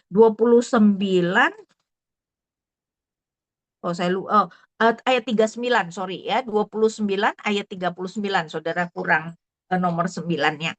29 ayat 39, itulah semua yang harus kamu olah bagi Tuhan pada hari-hari rayamu sebagai kurban bukan bakaranmu, kurban-kurban sajianmu, kurban-kurban curahanmu, dan kurban-kurban keselamatanmu selain kurban-kurban nasarmu dan kurban-kurban sukarela. Saudara, nasar itu adalah orang berjanji kepada Tuhan ya. Biasanya nasar itu adalah meminta Tuhan melakukan sesuatu dan berjanji kalau Tuhan melakukan mereka akan mempersembahkan apa, seperti Hana ibunya Samuel ya, bernasar kalau Tuhan memberikan dia anak laki, anak itu akan dipersembahkan sebagai nasir seumur hidup. Nah, nasar seorang laki-laki berlaku. Sedangkan nasar seorang perempuan tidak berlaku jika tidak disetujui ayahnya atau suaminya. Dan tentu saja itu sejalan dengan memang kepemimpinan laki-laki ya. Jadi ketika seorang belum menikah dia berada di bawah otoritas ayahnya. Jadi kalau ayahnya mendengar nasarnya dan tidak setuju, nasar itu batal. Kalau dia sudah bersuami, suaminya tidak setuju dengan nasarnya, nasar itu batal ya. Jadi nasar seorang perempuan tidak berlaku. Jadi maksudnya ketika dia bernasar dan diketahui atau pertama kali ketika didengar oleh ayahnya atau suaminya mereka tidak setuju, itu batal. Tapi kalau mereka tidak berkata apa-apa berarti berlaku, saudara. Nah, menariknya nasar seorang janda berlaku. Ya, 30 ayat 9. Adapun nasar seorang janda atau seorang perempuan yang diceraikan, segala yang mengikat dirinya akan tetap berlaku baginya. Karena kan janda berarti dia sudah pernah menikah, berarti tidak lagi berada di bawah otoritas ayah, dan sekarang suaminya sudah tidak ada atau sudah meninggal, maka tidak ada, dia menjadi otoritas ya. Karena itu nasar seorang janda berlaku, saudara. Next. Jadi nasar seorang janda berlaku. Jadi memang setelah menikah seorang perempuan berada dalam kepemimpinan suami ya. Dengan tanpa suami berarti ia tidak berada lagi dalam kepemimpinan orang lain. Tapi jika suami tidak langsung, tapi baru kemudian hari membatalkan, ia harus menanggung kesalahan istrinya. Jadi ketika seorang ayah atau seorang suami, ketika mendengar nasar istrinya, dia harus langsung tidak setuju, saudara. Tidak boleh sesudah sekian lama, baru, oh ya aku tidak setuju, tidak boleh. Karena di sini ditekankan, kalau begitu dia yang harus menanggung kesalahan istri. Next, perang dengan Midian. Tadi ya kita sudah melihat gara-gara Baal Peor, ada seorang perempuan Midian, Tuhan kemudian menyuruh untuk berperang melawan Midian, dan tentu saja juga ingat bahwa peristiwa Baal Peor karena nasihat dari Bileam, dan Bileam adalah orang Midian. Ya, jadi Israel diminta melakukan pembalasan kepada orang Midian. Ayat 2, lakukanlah pembalasan orang Israel terhadap orang Midian. Kemudian kau akan dikumpulkan dengan kaum leluhurmu. ya. Nah, Israel kemudian dengan 12 orang, 1.000 persuku Oh, keluarnya mengalahkan ini. Midian dan membunuh para raja termasuk Bileam. Karena itu kita melihat di ayat 9. Oh, di ayat, sorry, bukan di ayat 9 ya. Di ayat berapa tuh? Ah, di ayat berapa tuh? Oh, ayat 8. Selain orang-orang yang mati terbunuh itu, mereka pun membunuh Raja Ewi, Rekem, Zurhur, dan Reba, kelima Raja Midian. Mereka juga membunuh Bileam bin Beor dengan pedang. Ingat ya, tadi di ayat 16, bukankah perempuan-perempuan ini atas nasihat Bileam menjadi penyebab orang Israel berlaku tidak setia terhadap Tuhan dalam peristiwa Peor, sehingga tulah menimpa umat Allah.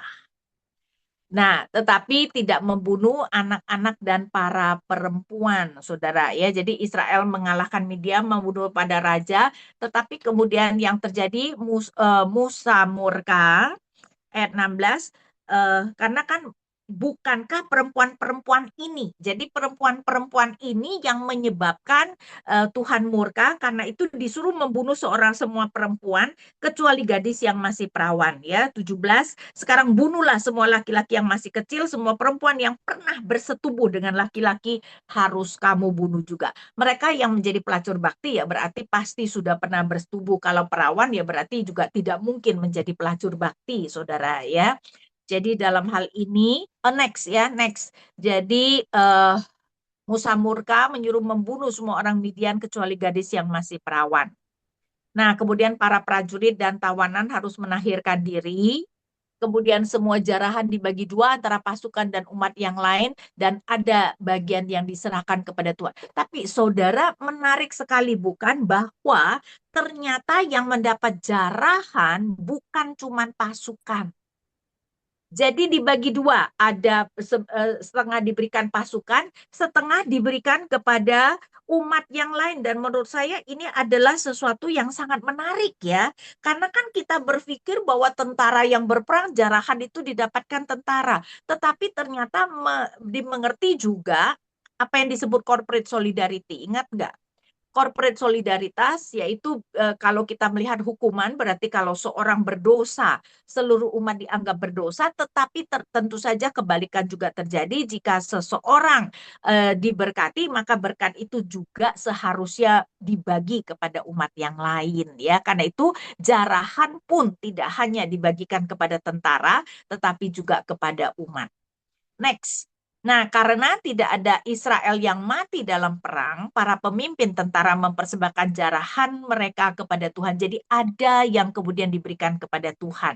Jadi setengah-setengah, tetapi para pemimpin kemudian memberi jarahan mereka itu sebagian kepada Tuhan. Ya, ini adalah persembahan syukur dari para prajurit untuk pemeliharaan Tuhan yang begitu luar biasa. Bayangkan, saudara, di dalam perang itu tidak ada dari mereka yang mati. Next, kemudian kita masuk kepada warisan di timur Yordan. Saudara ingat, mereka itu sudah mengalahkan Sihon dan Og, merebut tanah mereka.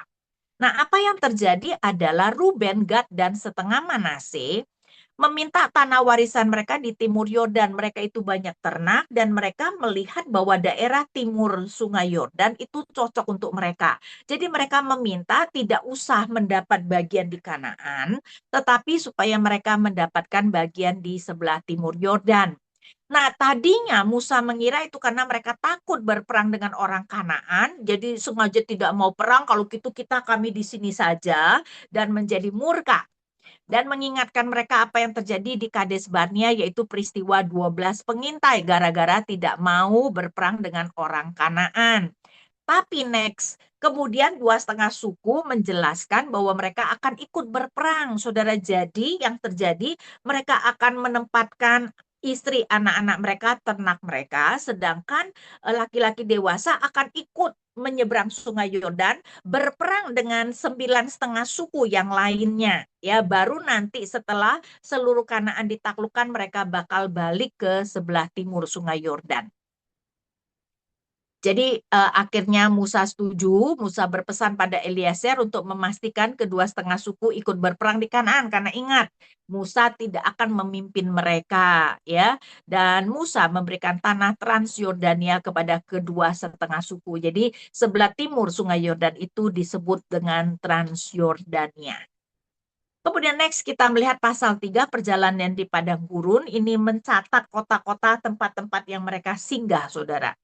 Nah, perjalanan di padang gurun dibagi menjadi 3 bagian. Ramses bulan pertama hari ke-15 ke Sinai, ya, jadi dari mereka itu keluar dari Ramses sampai ke Sinai. Dan di Sinai itu kan mereka tinggal kira-kira setahun, di mana mereka membuat kemah suci, membentuk pasukan, mengatur pasukan. Nah, kemudian dari padang gurun Sinai ke Kades, ya, Kades eh, itu adalah tempat di mana kemudian mereka tidak mau berperang. Baru dari Kades ke dataran Moab, ya. Nah, Harun mati di Gunung Hor dalam usia 123 tahun.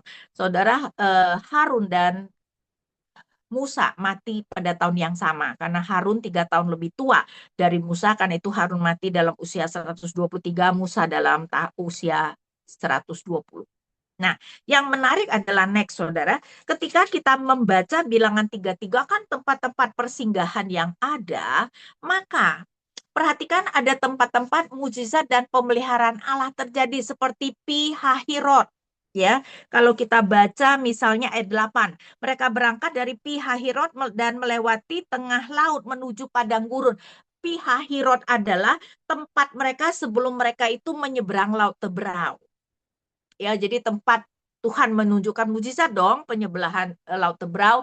Tempat Mara dan Elim, Mara itu juga yang ketika mereka tidak ada air, yang Musa memukul batu karang 1 kali itu dan keluar air. Elim itu ada tempat dengan 70 apa tuh ya? Coba kita lihat Keluaran 14 ya, 70 mata air, saudara. Ya, jadi kalau kita melihat Keluaran 14, Keluaran 14 ayat 8 dan 9. Sorry, Keluaran, oh sorry, Keluaran 15. Betul nggak sih? Oh, Keluaran 15 ayat 22 sampai 27 yang Mara, ya. Jadi di Mara dan Elim, itu Mara itu tadi saya berbicara tentang yang air itu. Nah, ayat 27 sesudah itu mereka sampai ke Elim, di sana ada 12 mata air dan 70 pohon kurma. Sorry, 12 mata air dan 70 pohon kurma. Berarti tempat-tempat mujizat, tempat pemeliharaan Allah yang sangat luar biasa. Tapi dicatat juga ada tempat Allah murka seperti Kibrot Ta'awa. Jadi bilangan 11 ayat 34 ya. Jadi tapi pasal 33 itu adalah di ayat 17. Ayat 17 mereka berangkat dari Kibrot Ta'awa. Nah, Saudara, Kibrot Ta'awa kalau kita melihat bilangan 11 ayat 34 itu adalah ketika mereka meminta daging, Saudara, ya. Dan ketika daging masih di mulut mereka, Tuhan menyambar 34 ya, 33. Selagi daging itu ada di mulut mereka, sebelum dikunyah menyala murka Tuhan terhadap bangsa itu, dan Tuhan memukul bangsa itu dengan suatu tulah yang sangat besar. Itulah sebabnya tempat itu dinamai Kibrot Ta'awa, karena di sanalah dikuburkan orang-orang yang sangat menginginkan daging. Tapi kalau kita melihat bilangan 33, kebanyakan tempat itu kita tidak tahu, ya, kita tidak diceritakan apa yang terjadi. Di tempat-tempat yang tidak terjadi apa-apa, saudara, semuanya dicatat. Artinya apa? Artinya kita itu tidak hanya perlu mengingat, ya, atau melihat bahwa tempat-tempat Allah melakukan mujizat dan pemeliharaan dan tempat-tempat yang Allah murka, tetapi sebenarnya tempat-tempat yang tidak ada kejadian juga seharusnya merupakan bagian penting dalam perjalanan hidup kita. Ya, karena itu mau mengatakan, saudara, berarti kita itu jangan cuman menganggap bahwa hidup itu berarti ketika ada mujizat atau pemeliharaan Tuhan secara wah, ya, atau kita harus perhatikan ketika Tuhan murka. Tetapi sebenarnya hari-hari yang biasa, hari-hari yang rutin, yang tidak ada hal-hal yang istimewa terjadi, itu seharusnya juga kita mengerti merupakan bagian perjalanan hidup yang penting, ya. Dan bahkan di dalam kehidupan kita mungkin yang paling banyak ya hari-hari yang tidak terjadi apa-apa yang spesial. Iya toh ya, yang rutinitas yang perlu kita lakukan, tapi itu pun juga adalah bagian pemeliharaan Allah yang penting. Next, kemudian kita melihat pembagian Kanaan, perintah untuk masuk Kanaan, di mana, nah ini merupakan sesuatu yang penting, saya bacakan 33 dari ayat 50. Tuhan berfirman kepada Musa di dataran Moab di tepi sungai Yordan dekat Yeriko, berbicaralah kepada orang Israel dan katakanlah kepada mereka, apabila kamu menyeberangi sungai Yordan ke tanah Kanaan, kamu harus menghalau semua penduduk negeri itu dari hadapanmu dan menghancurkan segala batu berukir milik mereka. Kamu juga harus menghancurkan segala batu tuangan mereka dan memusnahkan semua tempat pemujaan. Jadi menghalau seluruh penduduk. Nah, nanti di Ulangan 20 dikatakan dibunuh. Jadi intinya, saudara, tidak boleh ada sisa orang Kanaan tinggal bersama mereka, either bunuh atau halau. Pokoknya tidak boleh tinggal bersama karena mereka akan menjadi jerat. Harus menghancurkan segala patung tuangan dan tempat pemujaan, kemudian menduduki negeri tersebut, membagi negeri itu berdasarkan undian dan jumlah, tapi kemudian juga Tuhan mengancam seperti ini dari ayat 55. Tetapi jikalau kamu tidak menghalau penduduk negeri itu dari hadapanmu, maka orang-orang yang kamu biarkan hidup dari mereka akan menjadi seperti duri di matamu dan onak di pinggangmu, dan mereka akan menyerang kamu di negeri yang kamu diami ini. Aku akan melakukan terhadapmu seperti yang kurancang untuk dilakukan terhadap mereka. Jadi alasan kenapa harus dibunuh atau dihalau, karena kalau mereka tetap tinggal bersama Israel, mereka akan menjadi jerat bagi Israel, dan kita tahu itu benar-benar terjadi. Ya. Next, kemudian kita melihat batasan tanah perjanjian. Kemudian nama orang-orang yang membagi tanah, saudara. Di sini kita bisa melihat ya, betapa Tuhan itu berlaku adil. Maka apa yang terjadi, nama-nama itu pertama harus ada Imam Eliezer dan Yosua. Dari ayat 16, pasal 34 dari ayat 16, Tuhan berfirman kepada Musa, inilah nama orang-orang yang harus membagi tanah itu kepadamu sebagai milik pusaka. Imam Eliezer dan Yosua bin Nun, kemudian satu orang dari masing-masing suku dan mereka yang membagi tanah. Berarti ada pemimpin rohani, Yosua bin Nun pemimpin sipil, dan kemudian pemimpin dari setiap suku. Saya pikir ini adalah kombinasi yang sangat baik, dan ini memastikan semua kepentingan akan diperhitungkan. Ya, jadi saudara, kalau kita mau melakukan sesuatu, mungkin kita bisa meneladani cara Tuhan seperti ini ya, untuk memastikan kepentingan semua suku atau kepentingan setiap golongan itu kemudian diperhatikan. Karena itu dari setiap suku ada satu pemimpin.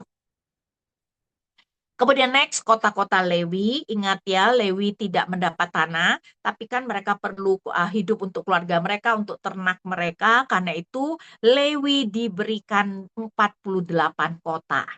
Nah, kota-kota Lewi berarti diberikan oleh seluruh Israel di dalam 12 suku. Kota-kota Lewi dan tanah penggembalaan 1000 hasta berkeliling dari tembok kota, sehingga masing-masing sisi adalah 2000 hasta. Jadi saudara, Lewi itu kan juga diberikan ternak, karena kan persepuluhan diberikan kepada Lewi, dan untuk itu harus ada tanah penggembalaan. Karena itu setiap kota Lewi harus dikelilingi 1000 hasta. 1000 hasta itu berarti 450 meter. Ya, jadi sekelilingnya itu harus 450 meter untuk tanah penggembalaan. Ya. Nah, total kota Lewi adalah 48 termasuk 6 kota perlindungan. Saudara, kota perlindungan itu juga adalah kota Lewi. Sedangkan next, tujuan kota perlindungan itu apa? Saudara, Israel itu tidak ada sistem penjara, either dihukum mati atau denda. Nah, tujuan kota perlindungan adalah supaya orang yang membunuh dengan tidak sengaja dapat melarikan diri ke sana. Kalau membunuh dengan sengaja dihukum mati, saudara. Nah, membunuh dengan tidak sengaja itu adalah seperti ini. Dia diberikan contoh, jika 2 orang pergi untuk menebang pohon, kemudian terjadilah salah satu mata kapak mencuat dan menancap pada temannya dan mati. Itu yang dikatakan membunuh dengan tidak sengaja. Orang yang membunuh dengan tidak sengaja itu bisa dibunuh oleh kerabat dekat yang disebut penebus oleh korban, penebus korban. Dan penebus itu tidak perlu bertanya, saudara, di mana saudaraku mati. Dia cuma tahu pergi bersama kamu mati, dia kemudian boleh membunuh orang yang menyebabkan saudara mati tanpa bertanya apa yang menjadi penyebabnya. Dan penebus itu tidak berhutang darah, artinya tidak dihukum ketika dia membunuh orang itu, karena itu orang yang membunuh dengan tidak sengaja harus cepat-cepat lari ke kota perlindungan dan harus ada di kota perlindungan sampai imam besar meninggal. Imam besar itu cuma satu. Kalau dia lari dari kota perlindungan sebelum imam besar meninggal, keluarga korban masih boleh membunuh dia, saudara. Ya, karena itu adalah kota perlindungan. 3 kota perlindungan di seberang Yordan, Sungai Yordan, dan 3 di Kanaan. Total kota perlindungan adalah 6 kota. Jadi next, pembunuh yang membunuh dengan sengaja harus dibunuh penuntut utang darah, sedangkan orang yang membunuh dengan tidak sengaja harus diadili dan jika tidak bersalah harus tinggal di kota perlindungan sampai imam besar meninggal ya. Jadi dianggap orang kalau terbunuh itu darahnya menajiskan tanah kudus Tuhan. Karena itu kenapa orang yang membunuh harus dihukum mati supaya menahirkan tanah tersebut. Nah, tetapi orang yang membunuh dengan tidak sengaja, walaupun tanah itu dinajiskan, tapi kan si itu pembunuh karena membunuh tidak sengaja tidak dihukum. Nah, digambarkan ketika imam besar meninggal, darahnya itu menguduskan seluruh tanah, saudara. Ya, dan karena itu kenapa orang yang membunuh dengan tidak sengaja sekarang boleh kembali ke kotanya. Nah, saudara pembunuh harus dihukum dengan paling sedikit 2 saksi. Saudara next kali ya. Sebelumnya. Sebelumnya ini ya pembunuh harus dihukum dengan paling sedikit 2 saksi, tidak boleh 1 saksi, saudara ya. Untuk kasus pembunuhan sengaja atau tidak sengaja, keluarga tidak boleh menerima uang tebusan. Jadi khusus untuk pembunuhan sengaja atau tidak sengaja, keluarga tidak boleh menerima uang tebusan, tersirat untuk hukuman mati yang lain, misalnya perzinahan juga bisa dihukum mati, tapi kalau suami yang istrinya selingkuh itu bersedia menerima uang tebusan, bisa istri dan orang yang berselingkuh dengan istrinya itu tidak dihukum mati. Ya, jadi tersirat untuk kasus lain, uang tebusan dapat diterima. Dan kemudian pembunuh harus dihukum dengan paling sedikit 2 saksi, tidak boleh 1 saksi. Ya, jadi tentu saja tujuannya untuk membuat orang itu kesaksiannya itu lebih jelas dan juga supaya orang tidak gampang bersaksi dusta. Nah, untuk kasus pembunuhan sengaja atau tidak sengaja keluarga tidak. Oh, tadi sudah ya. Kemudian next kita melihat tanah yang dinajiskan oleh darah orang terbunuh harus ditahirkan dengan darah pembunuh. Dalam kasus pembunuhan tidak sengaja ditahirkan oleh darah imam besar yang meninggal. Next. Nah, saudara tadi ya, putri-putri Zelafehat meminta supaya warisan diberikan kepada mereka, anak-anak perempuan. Nah, kemudian kepala-kepala kaum keluarga dari kaum Bani Gilead mengeluh karena khawatir pusaka Zelafehat jatuh ke kaum lain. Karena kan ini perempuan. Nanti kalau mereka menikah dengan kaum lain berarti pusaka itu akan jatuh kepada orang lain. Karena itu Tuhan kemudian memerintahkan anak perempuan pewaris tanah harus menikah dengan kaumnya. Dan anak-anak perempuan Zelafehat melakukan seperti yang diperintahkan. Oke, kita selesai. Saya berikan lagi kesempatan untuk bertanya. Oke, terima kasih Bu buat pemaparan materinya ya. Itu tadi materi terakhir ya Bu. Ya. Ini ada pertanyaan Bu dari Bang Kak Paula ya. Gimana menjelaskan ke anak remaja mengapa Allah yang penuh kasih memerintahkan Israel untuk membunuh musuh-musuhnya? Nah, mungkin Nah, ya, ya. dalam hal ini, kenapa Allah membunuh orang Kanaan? Karena kejahatan mereka sudah genap. Jadi Allah berhak menghakimi. Jadi kalau kita melihat Kejadian 15 ayat 16, ketika Tuhan berkata kepada Abram, ya, Kejadian 15 ayat 16, Tuhan berkata, namun keturunan yang keempat akan kembali ke sini, sebab kejahatan orang Amori itu belum genap. Jadi Tuhan itu menunggu ya sampai genap kejahatannya, yaitu nanti Tuhan memakai Israel sebagai alat penghakiman Tuhan. Tuhan berhak nggak menghukum? Menghakimi, jelas berhak, saudara. Ya, jadi kita harus menunjukkan bahwa hati-hati loh ya, Allah yang kita kasihi panjang sabar, tapi juga kudus, tidak akan membiarkan dosa tidak dihukum. Kalau kita mau melihat karakter Allah, ayat yang sangat baik adalah Keluaran 34 ayat 6 dan 7. Di mana ketika Allah menampakkan diri kepada Musa dan Musa melihat punggungnya, sambil menampakkan diri, Allah menyatakan siapa dirinya. Kita lihat Keluaran 34 ayat 6 dan 7. Kemudian Tuhan berlalu di hadapannya sambil berseru, Tuhan, Tuhan Allah penyayang dan pengasih, panjang sabar, berlimpah kasih dan kesetiaannya, yang meneguhkan kasih setianya kepada beribu-ribu orang, yang mengampuni kesalahan, pelanggaran, dan dosa, ya. Tetapi perhatikan, tetapi sekali-kali tidak membebaskan orang bersalah dari hukuman, yang membalas kesalahan bapa kepada anak cucunya sampai kepada keturunan yang ketiga dan keempat. Jadi Allah kita yang penuh kasih adalah Allah yang tidak akan membiarkan dosa tidak dihukum. Orang-orang Kanaan waktu itu sudah berdosa, tapi panjang sabar, Allah menunggu sampai dosa mereka genap. Allah kemudian memakai Israel untuk menghabiskan mereka. Jadi bukan dalam arti hanya semata-mata karena mau mengambil tanah itu, tetapi juga Allah menghukum mereka karena dosa mereka. Berarti memang karakter Allah yang penuh kasih juga ada keadilannya juga ya, Bu. Lepas Iya dari dong, ya dari- dia adalah kudus dan adil. Hmm. Oke Bu, ini dari Friska yang tentang ini Bu, Bileam tadi ya. Gimana caranya Bileam bisa mengajak orang Israel untuk menyembah Baal Peor? Bagaimana orang Israel terlibat dalam berhubungan dengan perempuan pelayan bakti? Nah, dalam hal itu kan Israel memang sering sekali menyembah berhala, betul nggak? Karena kan waktu mereka di Mesir mereka tuh menyembah berhala, jadi memang mereka itu sudah tahu atau sudah mungkin sudah pernah menyembah berhala dan sebagainya. Sehingga ya saya rasa Hmm. tidak sulit ya bagi kemudian perempuan-perempuan Moab, apalagi kan diajak berhubungan seperti itu di dalam ibadah. Hmm. Dan itu pasti menyenangkan untuk laki-laki. Ya, saya pikir tidak sulit dalam untuk membujuk Israel menyembah Baal. Karena ini kebiasaan di zaman dulu ya gitu ya Bu. Ya, dan jangan lupa loh, ini adalah generasi pertama yang besar di Mesir loh. Betul tidak? Hmm. Ya. Ya, em, lanjut Bu. Ini dari Bang Alinton. Eh, Sekitar tahun 2013-2015, saya pernah baca renungan harian. Di dalam renungan tersebut, penulisnya bilang Musa itu tidak mati. Dasar penafsirannya ada dua, yaitu tidak ada yang mengetahui Musa apakah benar-benar mati kecuali Allah, dan peristiwa transfigurasi waktu bersama Allah. Apakah penafsiran tersebut ilmiah dan alkitabiah, Bu? Ya tidak dong. Karena Alkitab mengatakan dia mati. Saya tunjukkan tuh Ulangan 34.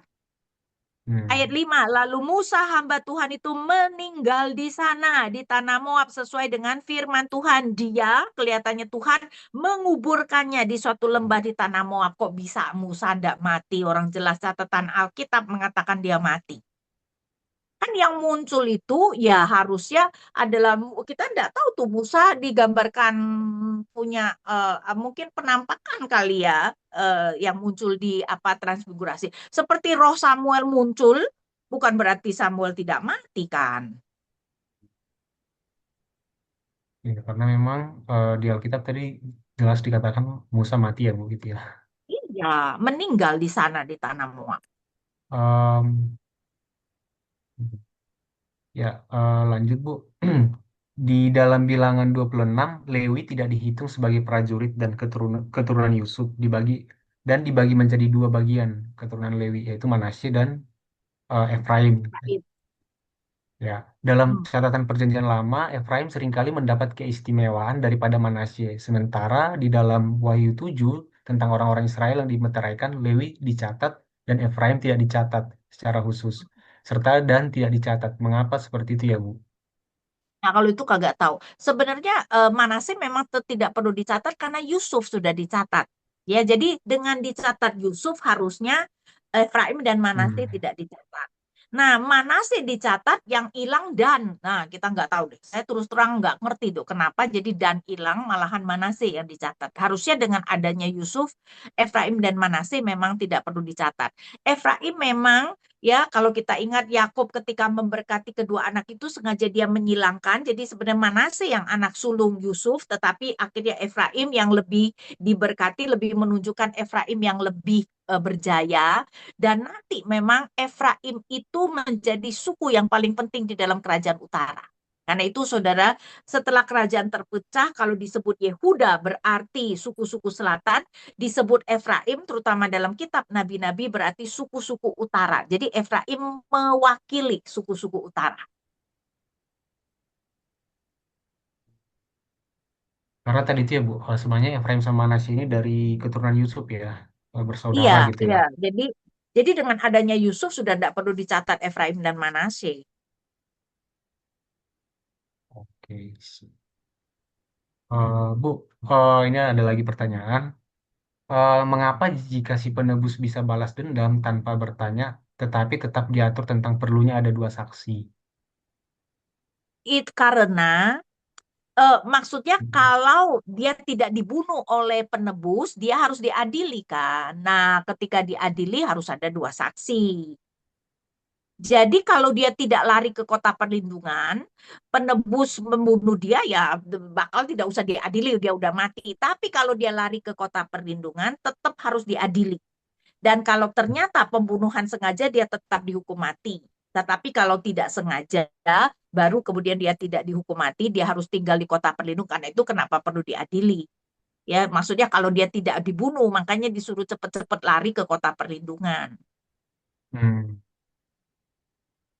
sip. Ya, buat kakak abang dan teman-teman yang mungkin masih ada pertanyaan, boleh ini ya drop di kolom chat.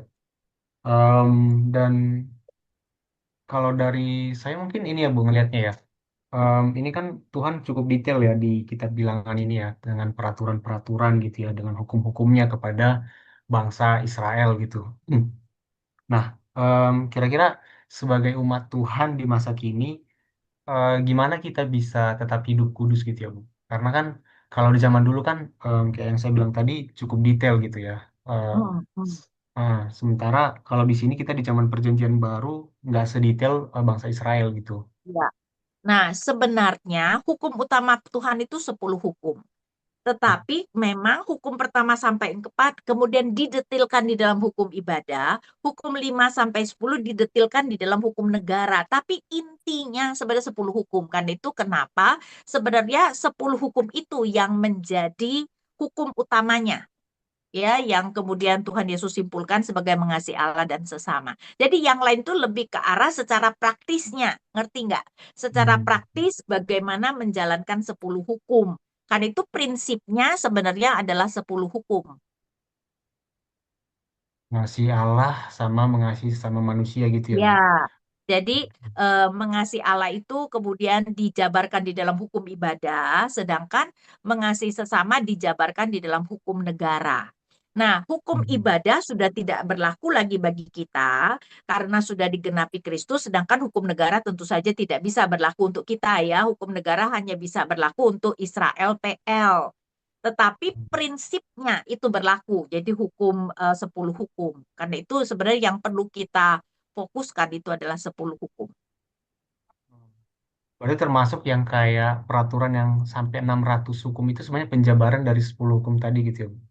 Sebenarnya 600-an itu selain penjabaran kayaknya orang Yahudi menambahkan banyak, ya, Hmm. menambahkan. Oh. Jadi mereka itu sampai misalnya di dalam Matius 15 mereka sampai menambahkan apa kalau sebelum makan harus cuci tangan itu jadi salah satunya. Bukan karena ada COVID tapi lebih karena untuk higienis ya takut tangannya najis menyentuh sesuatu yang najis tidak cuci akhirnya termakan sesuatu yang najis. Itu sampai dijadikan hukum karena itu kenapa kemudian ada 613. Hmm. Sip, sip, sip. Em, ini ada pertanyaan lagi Bu. Maksudnya dosa genap itu gimana ya Bu? Dosa genap. Dosa Hmm. sengaja maksudnya. Kok ada dosa genap sih? Hmm. Dosanya maksudnya kejahatan belum genap. Itu maksudnya. Ah ya, sepertinya gitu Itu Bu. maksudnya Tuhan itu panjang sabar sampai kejahatan mereka itu mencapai. puncaknya lah gitu. Oh, Ya, oke. jadi Tuhan itu menunggu sampai kejahatannya itu sampai mendapat titik Tuhan tidak toleran lagi. Nah, Tuhan memakai Israel untuk menghukum. Hmm, Jadi sama kayak tadi ya, Bu. kejahatan orang Amori belum genap dikatakan. Ya, kenapa Hmm, keturunan Abraham harus nunggu dulu karena kejahatan orang Amori belum genap. Berarti ketika Tuhan menyuruh Israel membunuh, nah pada waktu itu kejahatannya sudah genap. Ya, sudah mencapai titik eh, apa toleransi Tuhan kayaknya ya sudah menjadi kejahatan yang maksimum. ya, berarti memang Tuhan memang beranugerah ya, memberi kesempatan dan gak langsung menghukum gitu ya, Betul, Bu. betul. Dan itu kan menunjukkan anugerah Tuhan bahkan kepada orang tidak percaya ya. Tuhan menunggu Hmm. 600-an tahun loh sejak perkataannya kepada Abraham. Oke, ada lagi nih Bu pertanyaan. Terkait perpuluhan, mengapa ada gereja-gereja yang masih menerapkan ini ya Bu? Bukannya Yesus udah jadi penggenapan hukum Taurat? Nah, memang ya dalam arti hukum ibadah sudah digenapi oleh Yesus. Karena itu untuk perpuluhan kita tidak melihatnya sebagai hukum ibadah PL, tetapi secara prinsip. Ingat, semakin besar anugerah Tuhan, semakin besar tuntutan Tuhan. Berarti tuntutan bagi orang PB kita dengan orang PL, tuntutan Tuhan yang mana yang seharusnya lebih tinggi? Kita orang Lebih ya? PB. Kalau PL aja dituntut 10%, apalagi kita. Hmm. Jadi hukum itu berlaku, prinsip itu berlaku. Hmm. Nah itu memang kebanyakan nggak disadari gitu ya Bu. Karena Yesus sudah Tuh, menggenapi, ya udah kita nggak perlu melakukan apa-apa gitu mungkin ya. apa Kebanyakan loh gitu. apalagi kan pekerjaan Tuhan kan semakin besar dong dan apa persepuluhan itu kan juga untuk pekerjaan Tuhan kan. Dengan pekerjaan Tuhan yang semakin besar kok bisa kita tidak punya tanggung jawab yang lebih besar dari orang PL? Dan mungkin itu kenapa Yesus bilang kalau hidupmu tidak lebih dari eh, orang Farisi, kamu nggak akan masuk ke dalam kerajaan surga gitu mungkin ya Oh, maksudnya Bu. agak beda. Itu lebih ke arah kebenaran ya. Jadi sebenarnya Hmm. kehidupan itu lebih tepat adalah kebenaranmu. If your righteousness, karena Hmm. orang ya Farisi tidak punya kebenaran dari Allah. Hmm. Karena itu Yesus berkata kalau kebenaranmu tidak lebih baik dari mereka, kamu tidak akan masuk kerajaan surga. Berarti mereka itu tidak masuk kerajaan surga. Jadi kita harus memiliki kebenaran dari Allah.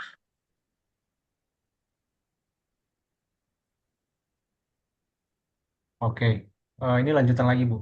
Jadi kalau gitu kenapa prinsip yang lain nggak berlaku kayak misalnya korban? Ya mungkin karena Yesus sudah berkorban ya di kayu salib ya Bu. Betul, betul. Karena kan Yesus adalah bayang-bayangnya ya. Maksudnya, oh Yesus adalah klimaksnya. Kan kenapa orang PL perlu mempersembahkan kurban supaya dosa mereka diampuni karena Yesus belum menebus dosa mereka. Sedangkan kan Yesus sudah menebus dosa kita ya kita tidak perlu lagi mempersembahkan kurban. Oke. eh Sepertinya nggak ada lagi pertanyaan ya. Udah terjawab semua. Ya tadi menarik ya. Memang di zaman perjanjian baru sekarang kita yang udah ditebus, yang mendapat karunia dan anugerah Tuhan, harusnya tanggung jawab kita lebih besar lagi ya dari Hmm, umat perjanjian lama betul, gitu ya. Bukan malah sebaliknya gitu. Ya, betul. oke. Oke, sedikit warta kakak abang dan teman-teman sekalian. Em, yang pertama itu, ini adalah GCLC terakhir di bulan Juli ya. Jadi akan ada lagi GCLC berikutnya di bulan Agustus, itu di tanggal 5, 12, dan tanggal 19 Agustus. Pembicaranya itu Bang Denny Boy, dan untuk temanya nanti menyusul. Dan buat kakak, abang, dan teman-teman sekalian yang rindu untuk mendukung pelayanan GCLC ini, boleh dukung lewat doa dan juga bisa mendukung lewat dana ya. Aku kirim persembahan yang bisa dikirimkan di kolom chat. Di situ ada nomor rekening atas nama Kak Ratna Sertasari.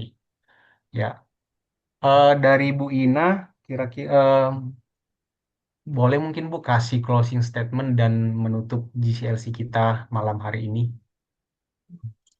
Kitab Bilangan itu kan sebenarnya menceritakan terutama perjalanan generasi pertama di padang gurun.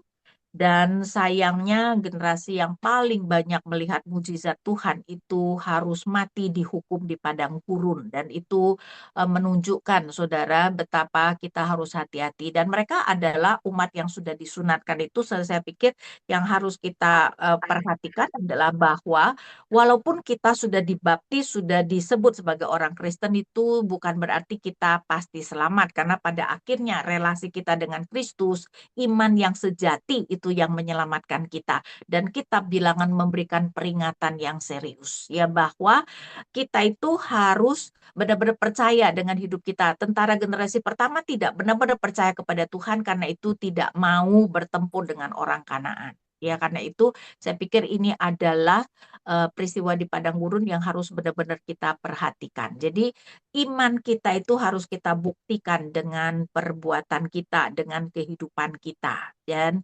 generasi pertama di padang gurun itu menjadi peringatan bagi kita ya untuk tidak hidup seperti mereka. Oke, itu aja. Terima kasih Bu. Mungkin bisa tutup dalam doa. Oke, baik, Ya. mari kita berdoa.